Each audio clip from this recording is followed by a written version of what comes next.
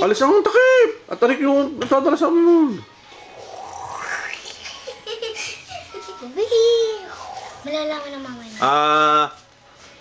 Ito yung box na padala mo kahapon.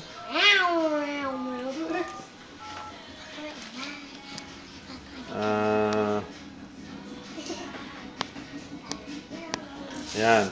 Naka-address. Rosalinda. Sanggalang. Ng Vancouver. Alis kayo dyan, alis. Alis mo na, alis. Nagbibidyo kayo, Dade? Baka Kasi gumapang na. Kagapang na ako.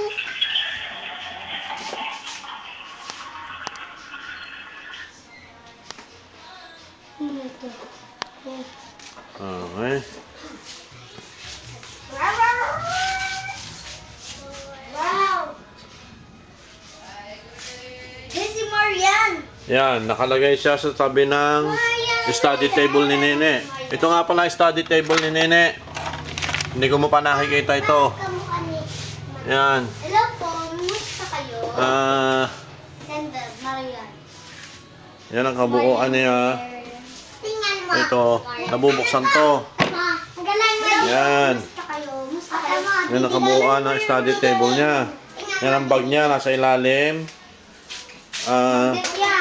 Inaangat ang sahig niyan. Tapos, meron siyang drawer. Yan.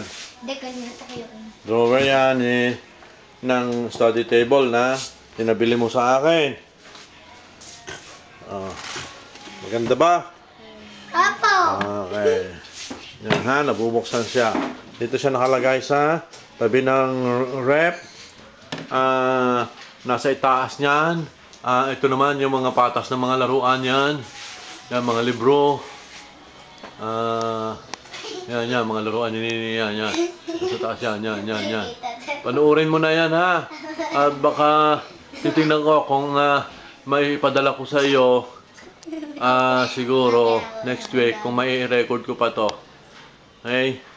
Okay, Apo. Ito yung mga kalaro niya. Yan, si Jilo. Yan, si Jilo. Si Jilong pangit.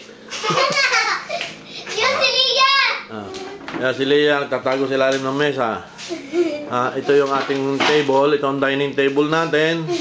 Diyan si Nene. Dito ang upuan ni Nene. Yan. Naka-princess. Yan. Princess Barbie. Hello! Hello! May cellphone pa ko! Hello!